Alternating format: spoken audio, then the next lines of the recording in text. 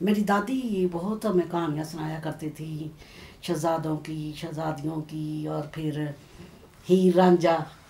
When we grown up, like teenager, then these are the love story, true love story. She was used to tell us, they was used to love each other, and then the culture, the poor family and the higher family involved in it, and they didn't let them to meet together, and this and that.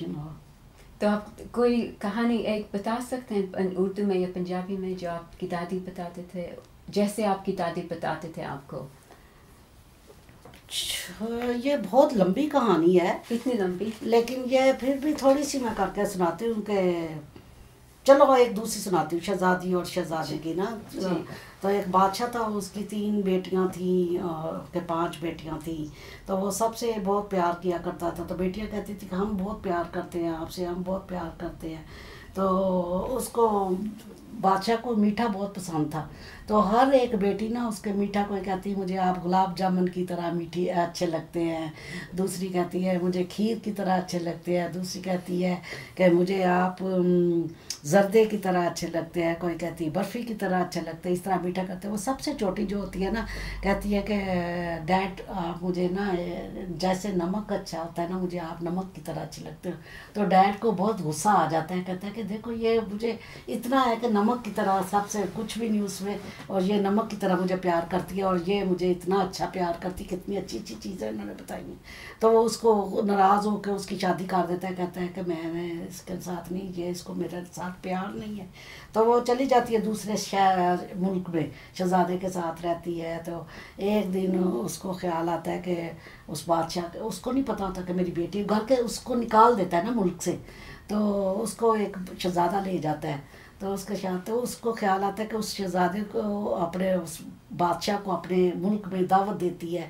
تو بادشاہ کو 1 ہفتے کے لیے دعوت دیتی. تو ہر روز کبھی گلاب جامن، کبھی کھیر، ہر میٹھی چیز، کوئی نمک والی چیز بنا کے نہیں رکھتی نا. تو ہر میٹھا میٹھا میٹھا. تو 3-4 دن کے بعد وہ بادشاہ نا تنگ آ جاتا ہے. تو کہتا ہے یہ تو ہر چیز میٹھی ہے، تو میں تو تنگ آ گیا ہوں، میں میٹھی چیز نہیں کھاؤں گا. تو پھر وہ اپنے نوکر کے ہاتھ اس کو پیغام بھیجتی ہے کہ جاؤ اس کو کہو کہ ایک موقع تھا آپ کی بیٹی آپ کو نمک کی طرح پیار کرتی تھی. تو نمک کا مطلب یہ ہے کہ آپ ہر روز بھی نمکین چیز کھاؤ تو آپ تنگ نہیں آؤ گے. تو وہ اس طرح پیار کرتی تھی، آپ نے اس کو گھر سے نکال دیا تھا، کہ وہ سزا دی تھی کہ وہ اتنا کم پیار کرتی ہے. تو جو میٹھی چیزیں آپ سے تو ان سے جلدی تنگ آ جاتے ہو، تو نمکین چیز سے آپ کبھی نہیں تنگ آتے. تو پھر بادشاہ بہت رویا. تو کہتا ہے کہ میری بیٹی واقعی وہ سچی تھی. تو کہا تو پھر اس طرح وہ بیٹی کے ساتھ ملتے ہیں. تو پھر دے لیو ہیپیلی آفٹر.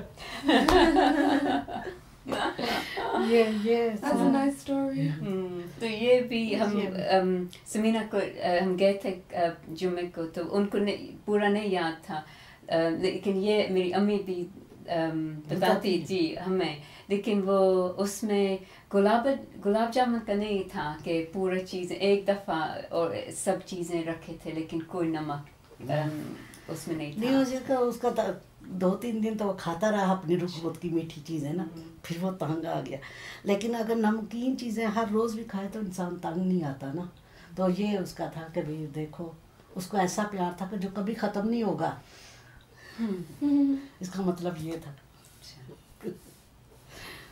بہت اچھا.